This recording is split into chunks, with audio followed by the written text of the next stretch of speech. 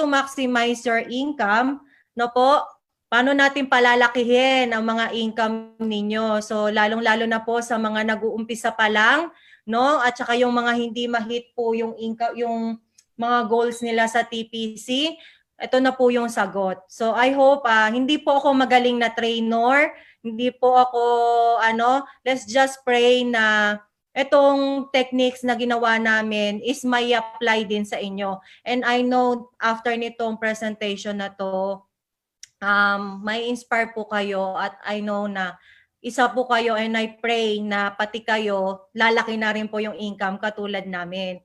So, ayan po.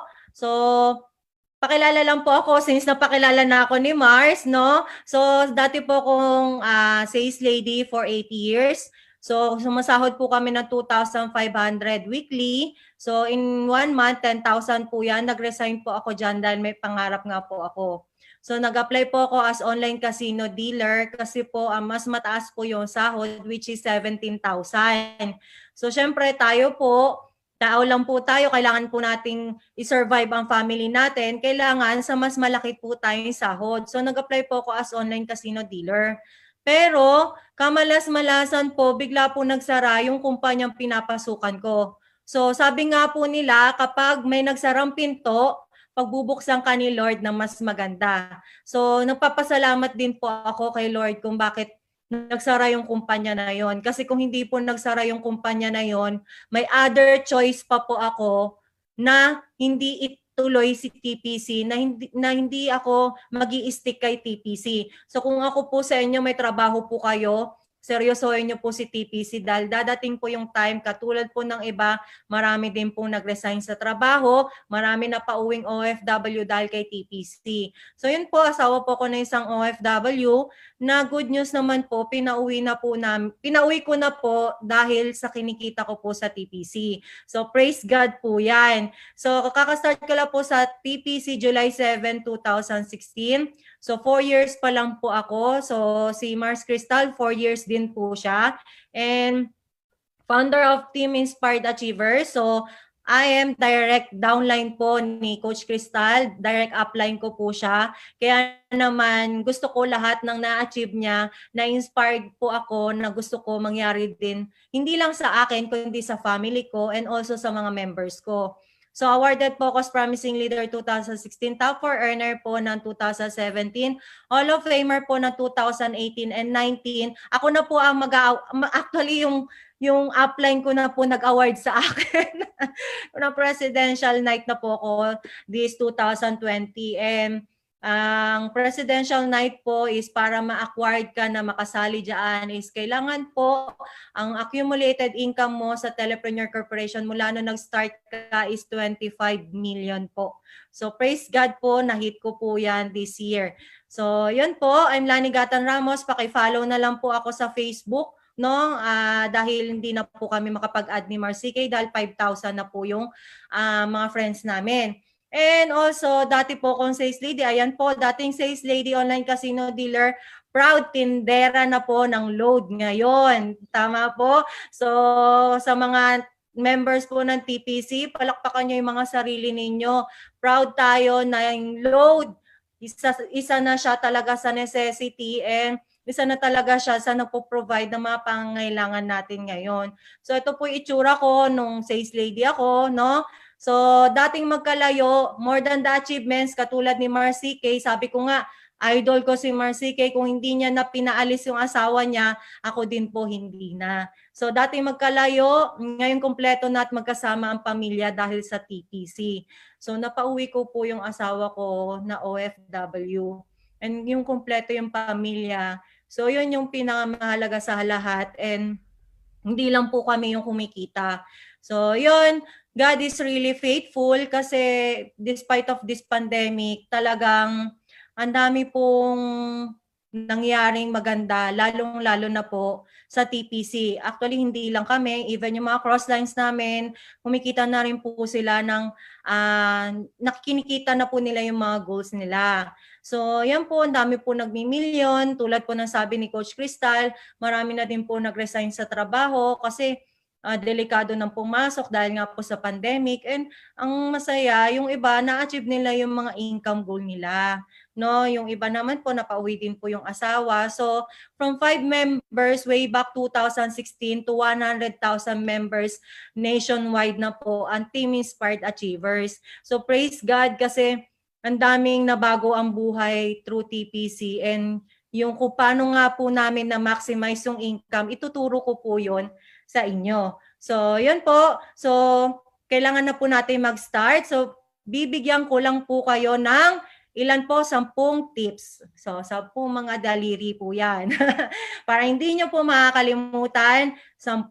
Okay? 10 tips po by Coach Lani. Actually, namana ko na lang po to sa aking upline, no?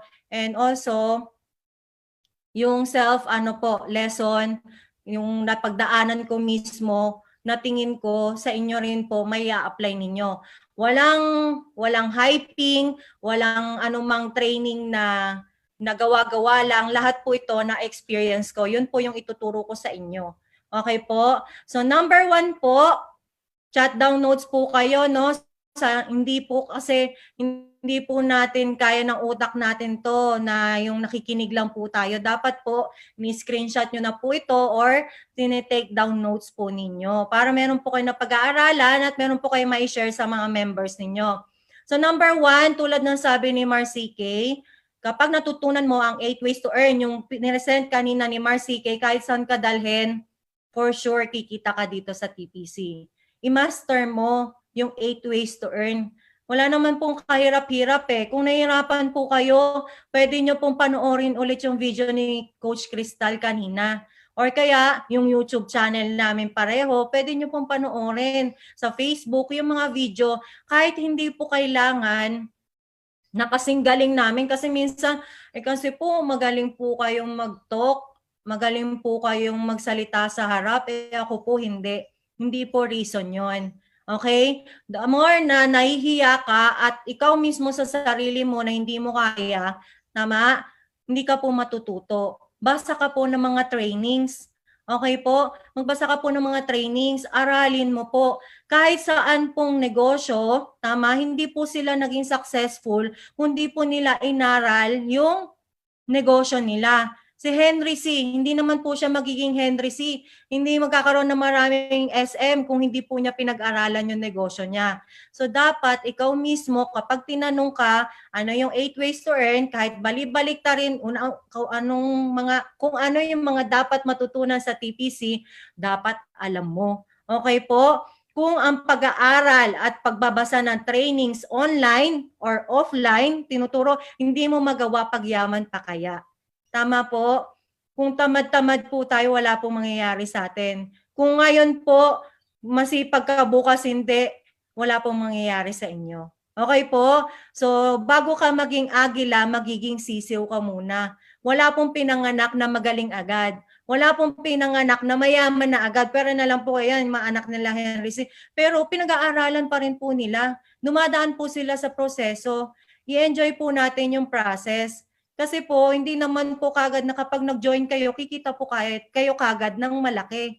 So, kailangan po natin pag-aralan yung 8 ways to earn. Kapag natutunan mo po yan, tulad ng sabi ni Coach Crystal, kahit saan ka dalhin, may mapapasali ka. Okay po? So, number 2, okay po, create your own group chat for your members and leaders. Okay po? Gawa po kayo ng group chat po sa Messenger. Okay po, lalo na po yung mga matiteki dyan, lalo po ngayon, wala po kasi tayong mga training sa office. So lahat po virtual na, lahat po internet na. Kaya kung hindi po kayo mateki, kailangan nyo po mag-adapt para matutunan yung mga online trainings. Okay po, gawa ka po ng group chat po ninyo sa mga members ninyo, ibukod nyo po yung mga leaders ninyo. Bakit?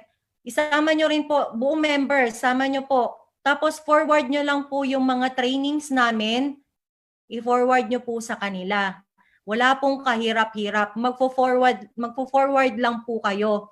And I suggest, kung meron po kayong suggestion, idagdag nyo po dun sa trainings. Okay po? Kasi meron po kayong alam na hindi po namin alam at may alam po kami na hindi nyo rin po alam. So ang sikreto ng malaking grupo is yung mga suggestion, and dapat open tayo sa mga suggestion at kung makakatulong siya sa negosyo. Okay po?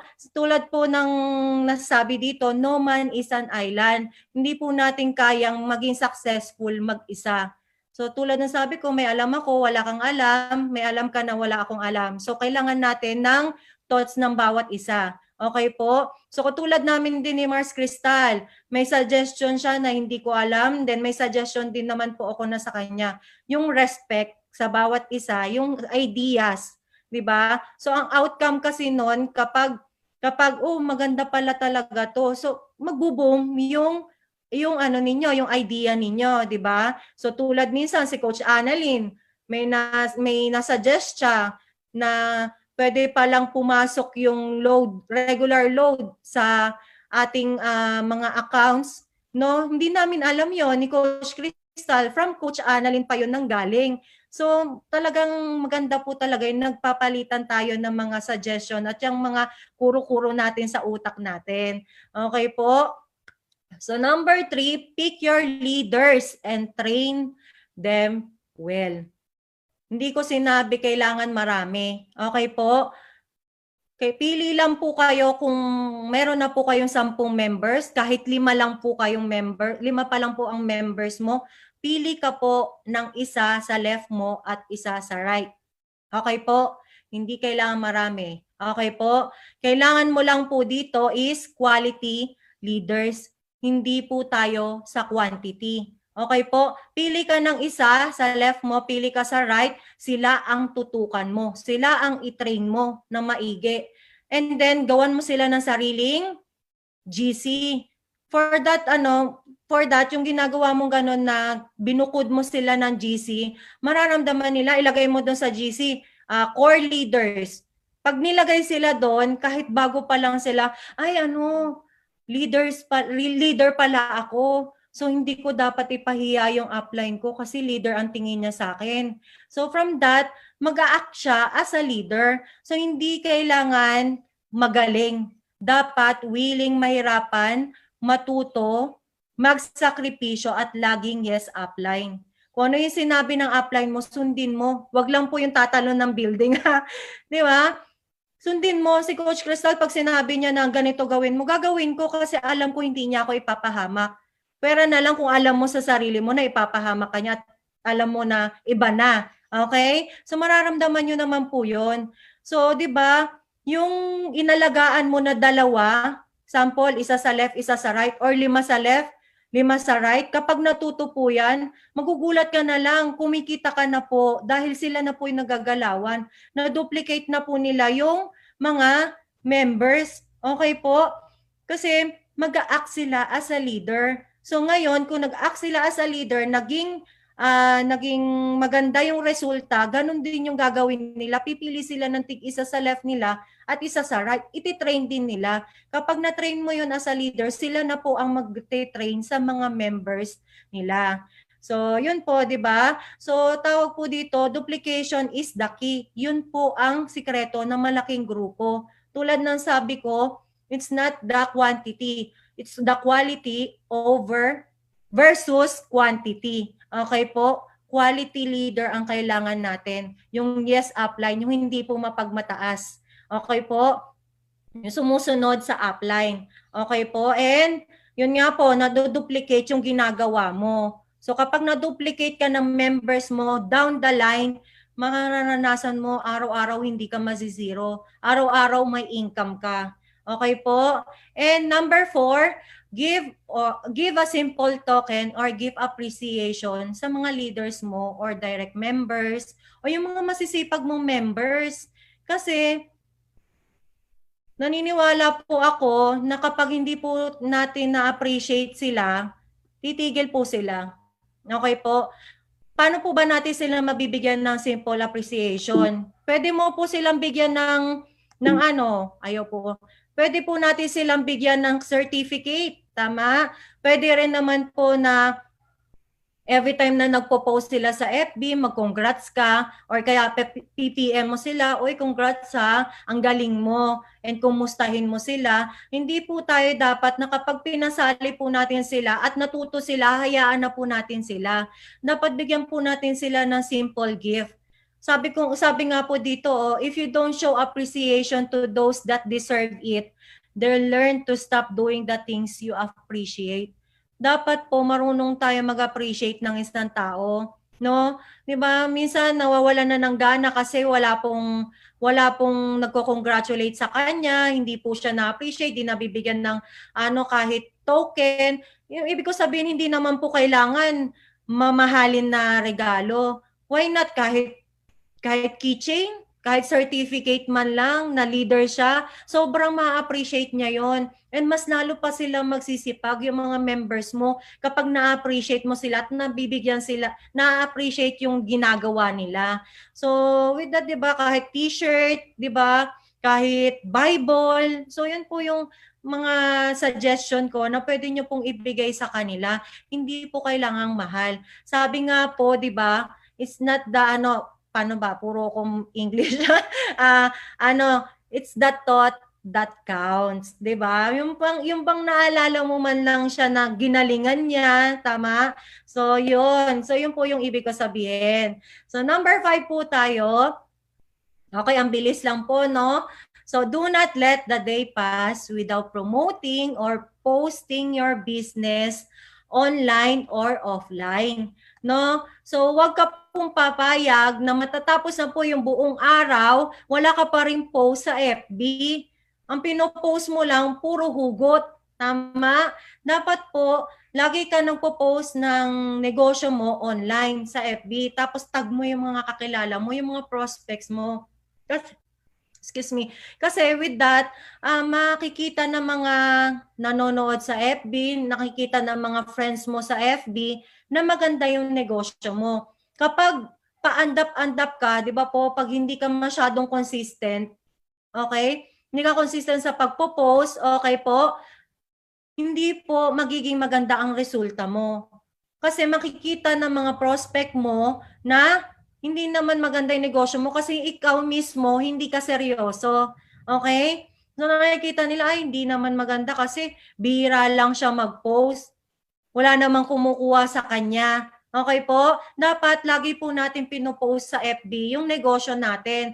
Kasi makikita po doon na maganda po yung TPC, no? So example na lang po, pagka may napaload po sa inyo may napaload po na kapitbahay, napaload ng 10 piso, 13 pesos siningil sa inyo, picturean niyo po yung barya.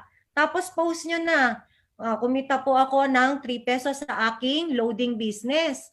Okay po? So idan makikita talaga na magandang-maganda ang negosyo mo. So marami pong sasali dyan. Okay po? And, okay. Next po ay number 6, create your faith journal. Okay po? So kung ngayon po, kung meron po ba kayong pangarap, kayo po ba yung titingin lang po kayo sa kisame, tapos po, gusto ko ng kotse, gusto ko ng bahay, gusto kong kumita ng pera. Dapat po maging specific po tayo. Okay po? Dapat meron ka pong notebook. Okay po? Sabi nga po ni Sir Vice, no? So natutunan ko po to sa upline ko kay Coach Crystal. Okay? Then way back sabi nga ni Sir Vice sa Gerondaya, sabi niya, mananatiling pangarap ang pangarap mo kung hindi mo siya isusulat. Isulat mo na po ngayon yan. No? Kung ikaw po, nanonood ngayon, assignment mo, kailangan mo maglabas ng notebook. Yung maganda-ganda pong notebook, wag naman po yung konti na lang, pamunas na po. No? So, labas ka ng faith journal notebook. Okay? Bili ka sa National. No? O kaya yung mga pinaglumaang notebook ng anak mo, gawin mo siyang faith journal. Isulat mo yung mga pangarap mo. Kasi kapag sinulat mo yan, magkakatotoo yan. Okay po? Kasi habang binabasa mo siya, ito pala yung goal ko sa buhay. So, dapat gumawa ka ng monthly, yearly, and 3 to 5 years from now. Okay po? So, yun po yung dapat write down your goals. Kung ano yung goal mo for this month. So, for example, for this September, 3 to 5 retailer activation. Sulat mo. I-declare mo. Lagay mo, I declare in Jesus' name, 3 to 5 retailers this month of September 2020. Or 10,000 income on or before October 1. I declare in Jesus' name. Or 5 dealers, 5 direct dealers, or 5 indirect dealers under my network. I declare in Jesus' name. Tama? Tapos pirmahan mo sa ilalim. Tapos ipag-pray mo. And also, kapag nagsulat ka ng goals mo, isama mo pati yung members mo. Okay? Ilagay mo, I declare, si Coach Michelle mag-e-encash ng 1 million on or before November 2020. In Jesus' name. Sulat mo rin, isama mo sila sa goal mo. And then, yung goal mo na sinulat mo, hanap ka ng partner mo, yung BFF mo, or yung upline mo, or yung downline mo. Pakita mo sa kanila yung goals mo, and then ipag-pray over mo. Alam nyo po ba, kapag ang pangarap, di ba po, ang prayer, mas powerful po ang prayer kapag dalawa o mas marami ang nagpipray kesa kapag ikaw lang ang nagpipray. Okay? Pwedeng sa asawa mo, Oni, ito yung goals na dapat natin for this month. Pag-pray naman natin. Okay? Kasi mamaya, yung asawa mo, hindi mo pala sinasabihan, yung asawa mo gusto 30,000 lang. Ikaw gusto mo 100,000, hindi pala kayo nag-meet ng expectation nyo kay Lord. So nalito na si Lord, tama? Nalito na hindi ibibigay sa inyo yung goals ninyo kasi hindi kayo mag-meet ng expectation. Unlike katulad kami ni Coach Crystal, nung nag-encash po kami, kumain kami sa Tokyo, naalala ko lang po talaga, natawa po ako, naglabas po bago kami kumain, okay? Nasa Tokyo po kami, nilabas namin yung goals namin. Nag-pray over po kami sa isa't isa. Pinag-pray niya yung goals ko, pinag-pray ko din po yung goals niya. And mind you, papaputol ko po yung 10 kong daliri. Charot. So, mind you po talaga nakikinig si Lord. The more na maraming nagpe-pray, mas powerful ang goals at mangyayari po yan. So, yun. And I would like to share this. This one is my ito po yung goal ko way back 2017. So way back 2017, sabi kasi ni Sir Vice, sulat namin 3 to 5 years from now kung ano yung namin, yung goal namin sa buhay. So ginawa ko po siya, sabi niya dapat yung lagi mo makikita. So ginawa ko po siya ang wallpaper sa cellphone ko. Ang cellphone ko po noon is Vivo V5 po. Okay po. Vivo V5. Tapos ginawa ko po siyang picture background po ng cellphone ko. So with that, nung nagpalit na ako ng hindi ko na po siya matandaan, nagpalit po ako ng picture sa background ng cellphone ko, then nagpalit na po ako ng mga cellphone, then bigla ko pong nakita to ngayon. So tingnan nyo po, yung sinulat ko na 3 to 5 years from now, lahat po nangyari. Okay po, pera lang po itong black car Suzuki Swift kasi po medyo inano po ko ng upline ko niyan, si Mars Crystal, wag kang magba-black kasi hindi pang negosyo ang black. So syempre, yes, upline, red. Red maroon, blackish red po yung yung Toyota Vios ko. So yun po kasi mga swerte sa negosyo, red, white, blue, orange. So yun po. So kaya bumili po ako ng Toyota Vios. So and number 3, 1 million in 1 year nga lang po to eh. Grabe talaga. So, one of the top earner, pero naging top 4 earner po ako niyan. And then, nakarating din po ako ng Hong Kong Disneyland. And sobra-sobra yung pinanganak ng aking goal. No? So, dapat po talaga maging na po kayo, gawin nyo na po tong goals ninyo. Kung ano po yung goal ninyo for the month, yearly, and 3 to 5 years from now. Tingnan mo na yung sarili mo, 3 to 5 years from now, ano ka? Okay? So, yun po. So, kung mag-goal setting ka, kailangan yon. Kung ilang dealers ang papasok sa'yo, Kailangan may timeline. Okay? And dapat specific. Dapat hindi lang kotse. Gusto ko ng kotse. Anong kulay? Red. Okay? Gusto ko ng Mustang. Color white. Okay? So isulat mo on or before December 2020. Okay? Dapat ganon, specific. Para alam ni Lord kung hanggang saan yung goal mo. Okay? Tutulungan ka niya. Siyempre, ikaw rin mag-generate. Okay? Magsisipag ka na magsisipag kasi ang goal mo hanggang December eh. Tama? Okay? So ito po yung sample ng aking faith goals. Okay po, ito po yung aking faith goals. Nilagay ko po dyan, I declare 2 million. Kasama po yung mga members ko. Wag po tayo maging makasarili. Dinamay po natin yung mga members natin. Idamay mo sila sa pagyaman. Huwag mo silang iwanan sa ere. Okay po? So yan, pati yung mga members ko, dinideclare ko, sinisend ko sa kanila para dalawa po kami magpe-pray. Yan po yung natutunan ko kay Mars Cristal. Ipag-pray over mo pati mga leaders mo. Pero dahil sobrang dami na po, sorry po talaga, yung iba nag-PPM na lang po sa amin. Coach Lani, pa-declare naman po ganitong income. Pa-declare naman din po kami. Pa-pray over naman po kami. And yun ang pinakagusto po namin ni Mars Cristal. Excuse me po. And then number 7, always do the basic. Okay po?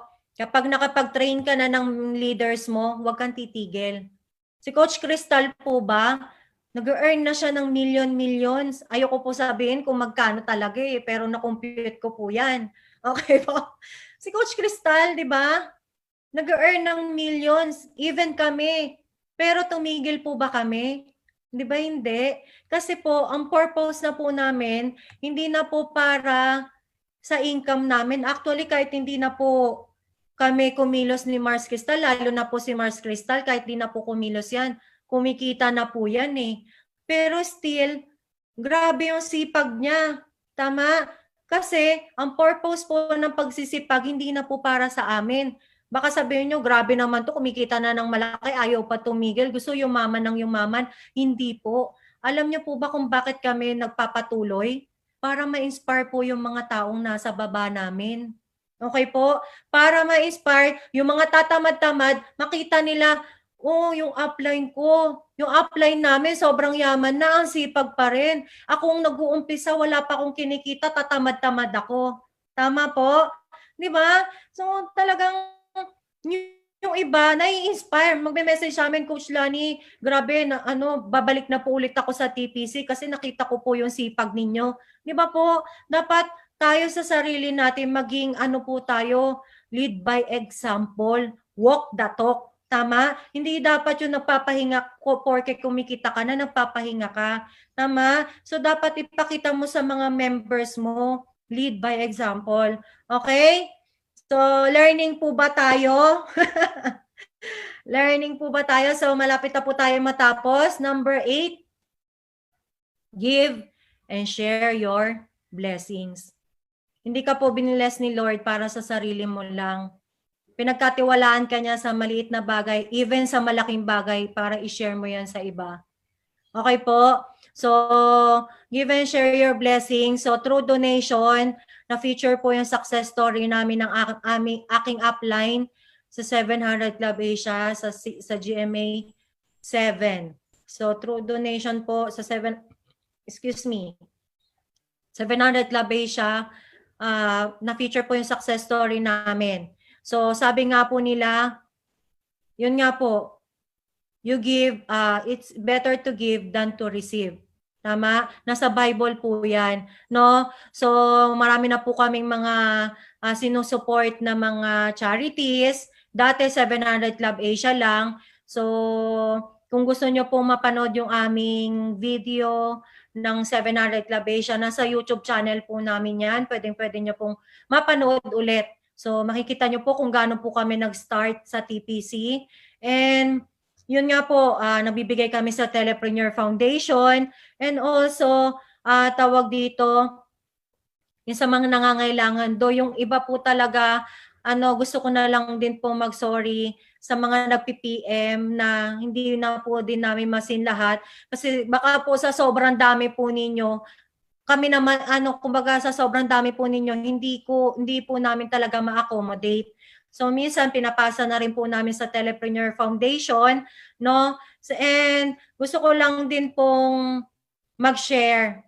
Mag-share lang po ako ng konting testimony, hindi po para igalang nyo ko or i-respect nyo ko, but then hindi ko rin po sinasabing gawin ninyo yung ginagawa ko. Pero isa po to sa life testimony ko na gusto kong i-share sa inyo na isa sa pinaka the best na goal na na-achieve ko is ito, yung makapagbigay kami. You know what? Gusto ko pong i-share sa inyo. Way back 2017, okay po, nag-church po ako sa Victory Church sa STI. Okay po, then I saw yung video po na yung regarding sa tithings. So, iba't iba po tayo na religion dito, pero I respect everyone. So, I just wanted to share this opportunity po regarding sa tithings, kung gaano ka-faithful si Lord. Okay po? So, 2017, napunta ako ng Victory STI. So, nakita ko po yung tithings. So, nakita ko po kung paano binago ni Lord yung buhay namin through tithings. Noon, nag-o-obey po ako ng 10%. Noon po, noon. Nung maliit pa lang po yung kita ko, nag-o-obey po ako ng 10%. Hindi ko po sinabing mag 10% din po kayo, ha? Share ko lang po ito. So, noon po, hindi po ako nag 10% po ako, nung maliit pa lang po yung kita ko. So, more than 10% pa po yun. And then, biniles ako ni Lord. Sobrang dami. Million. Sasakyan, bahay, no? So, mga savings, no? Investment. And then, nung last year, tinest ako ni Lord. Lumiit po yung income ko sa TPC. So, I just want to be honest po. Lumiit po talaga yung income ko sa TPC. And nag-worry ako. Sabi ko, Lord, kung ito yung kalooban mo, hindi ako natatakot maghirap. Pero nag-worry ako na baka bumalik kami sa dati naming buhay. So, yun. Ayoko umiyak. So, nung na-test kami last year, then hindi lang yung income, even yung relationship namin ni Mars Cristal as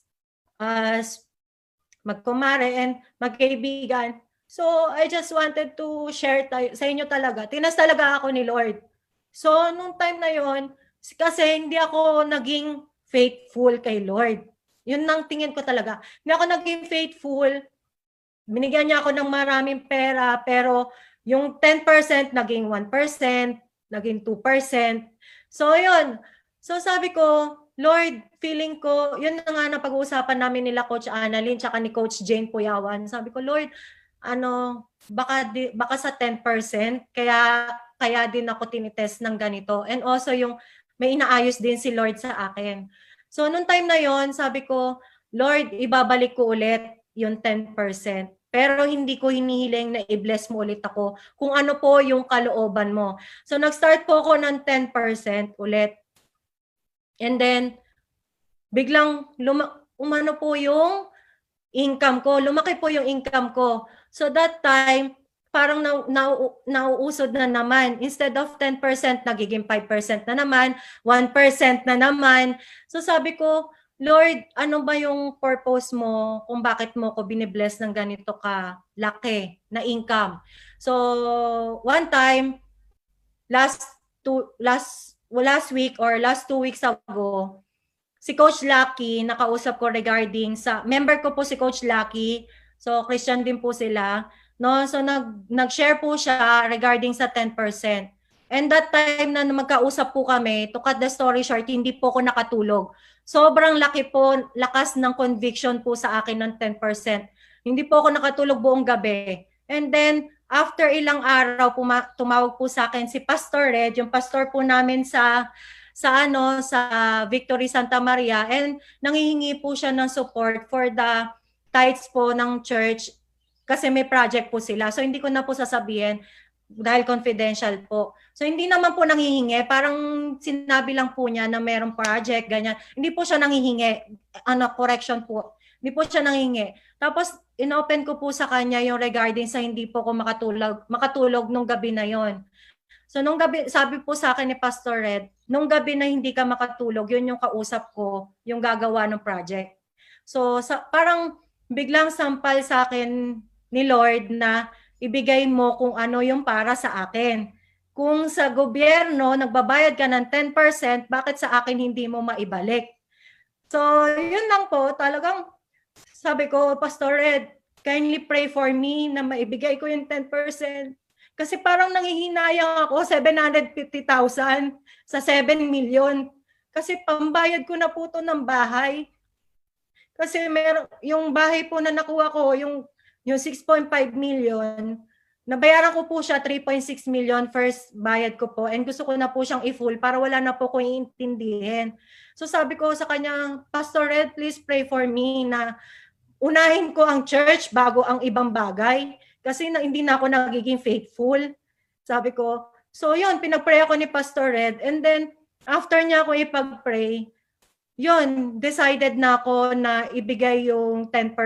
And sabi nga po, pinakita sa akin ni Coach Lucky itong verse na to, bring the whole tithes to my storehouse that there be in my house, test me in this. I-highlight ko lang po yung test me in this. Hindi po tayo obliged magbigay, pero ang tithings po talaga, iba po talagang balik. No? Says the Lord Almighty, and see if I will not throw open the floodgates of heaven and pour out so much blessing that you will not have room enough for it. Hindi po ko nanghihingi ng kapalit kay Lord na yung binigay ko sa kanya na 10%, papalitan niya ng triple. Hindi po. Ang kailangan ko po, kasi hindi naman po tayo binibless lang sa financial. Binibless din tayo ni Lord sa protection. So lalo ngayong pandemic, hindi natin alam yung mga nangyayari sa paligid. So, I pray talaga na maging faithful tayo kay Lord, na mag-tithes tayo sa church, unahin natin si Lord. So, yun. Sobrang talagang sarap po sa pakiramdam. Naibigay ko yung pinaka-goal ko na 10%. It's 750,000. Binigay ko talaga sa church. Honestly, hindi ko dapat to i-share. Kasi baka yung iba sabihin, nagbabrag ako. Pero, isa po ko talaga to sa goal, achieve ko talaga. Hindi ko po kailangan ng pera or something, yung protection sa family and sa mga members ko. Yun lang talaga yung nihiling ko talaga ngayon. So, tama na nga yan. So yan, tithing is an act of faith that shows that I am committed to God and the work of the kingdom. Tithing releases joy, prosperity, and favor in my life. So, nung binitawan ko yung pera na yan, bago ko magbili-bili ng iba, binigay ko na kagad sa church. So, gusto ko kasi mauna muna si Lord bago yung iba. So, yun. So, thank God and praise God kasi ginaid niya ako na maging faithful sa Kanya. So ito yung pinakamasarap na goal na na-achieve ko sa buhay, yung makapag-obey na ako kay Lord. Alam ko mahirap. Minsan kasi tulad ng sabi ni Lucky, ang 10% na humiling naman tayo kay Lord, hindi pa rin naman nabawasan eh. Parehas lang din. So unahin talaga natin si Lord. So tulad nga po ng sabi dito, hindi ko sinabi na 10% ang ibigay ninyo. Pwede nyo rin siyang isulat sa goal ninyo. Tama? Pwede po yan. Goal ninyo na makapag 10% din sa church. May marami kayong matulungan na charities. Kasi hindi mauubusan na nagbibigay. Give and it will be given to you. Luke 6 verse 38. Nasa Bible po yan. Okay po. So, lampir ni Yan. So, number 9, surrender everything to God. Sabi nga ni Coach Crystal, lahat po ng bagay, even si Pastora May, si Pastor Red, lahat po ng meron tayo ngayon, dapat sinusurrender natin kay Lord. Pagising mo ba ka nauuna ka pa mag-message sa upline mo or sa asawa mo, dapat kay Lord muna. Thank you, Lord. Diba? Mauna muna si Lord. In everything you do, diba? Surrender everything. Even yung TPC. I-surrender mo si TPC. Kasi nung time na nag-join ako sa TPC, sinurrender ko lahat kay Lord. even yung mga leaders. Lord, sinusurrender ko na sa iyo yung network ko, ibigay mo sa akin, kayo pong bahala. Thy will be done kung ibibigay mo po sa akin yung mga leaders. Yung mga makakaano po sa akin, makakatulong sa negosyo. From that po kasi, kapag po sinurrender niyo sa kanya, kapag meron kayong kino-close deal na tao at hindi po nag-join, hindi po mabigat sa dibdib. Kasi sasabihin mo, will ni Lord na hindi sa akin mapunta kasi hindi siya para sa network ko, hindi siya makakatulong sa network ko. Magiging pabigat siya sa network ko kaya hindi binigay sa akin ni Lord. Mas magiging magaan yung mga bagay-bagay, yung mga kino-close deal mo, yung mga kukuha sa'yo na retailer, hindi ka sinipot, di ba? Magiging magaan sa sarili mo na tanggapin. Hindi mo sasabihin na, grabe, ano ba naman yan, nakakainis, block ko na nga sa FB. Mga ganun, nagkaroon ka pa ng kasalanan, di ba? Para maging magaan sa atin lahat yung mga bagay na kapag inuna nating isurrender kay Lord. Okay? So parang sabihin mo na kagad na, Lord, ito yung will mo, tatanggapin ko. Okay po? So hindi po mahirap. No? So pray in everything you do. Lahat ng bagay, may problema ka man, masaya ka man, baka naman kapag may problema ka lang, saka ka lang pumupunta kay Lord. Kaya nagiging mabigat. Kaya pati yung mga tao sa paligid mo nadadamay. Tama? Minsan, pati yung network mo nadadamay, pati income mo nadadamay kasi ano ka na anxious ka na nagwo-worry ka na, hindi ka na nagtitiwala kay Lord. Lahat isurrender mo sa Kanya. Okay? So sabi nga po sa Philippians 4 verse 5, do not be anxious about anything, but in every situation, by prayer and petition, with thanksgiving, present your thanksgiving. Present your request to God. Lahat isurrender mo kay Lord. Paggising mo, Lord, ikaw po dapat ang mayangat, hindi po kami. Kasi dapat maging humble po tayo. And we repent on our sins. Na lahat po tayo makasalanan. So accept lang po natin si Lord as our Lord and Savior, Jesus Christ.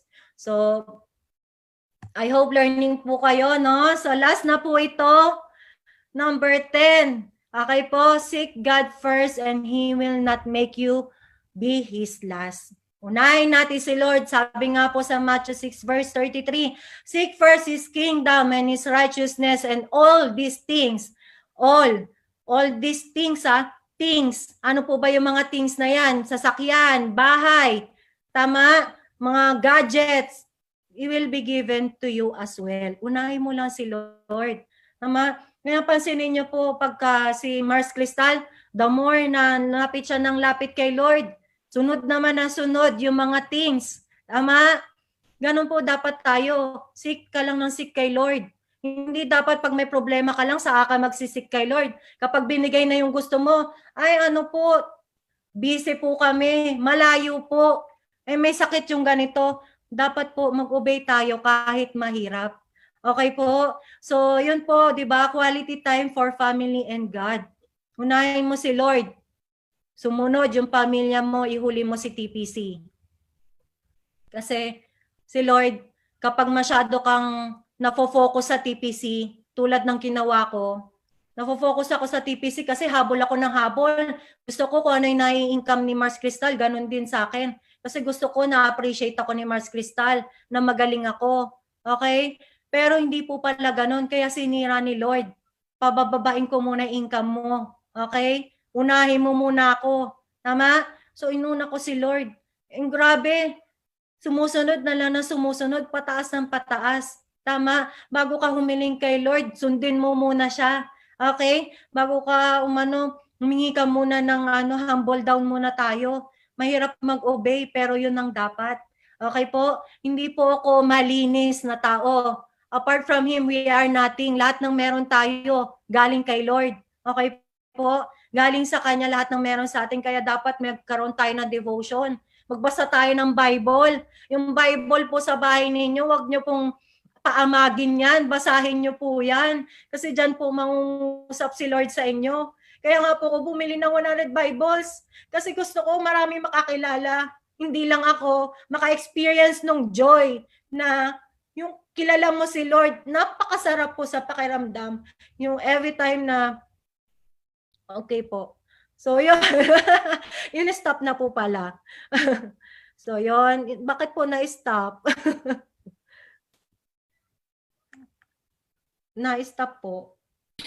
Kasi daw umiiyak na sila. Ini-stop na. Hindi po ako tapos Ano? Ikaw wala yan. Okay na po. Okay lang po ako. Huwag po kayo mag-alala. Matapos na po ako. Ilaw mo na daw yan.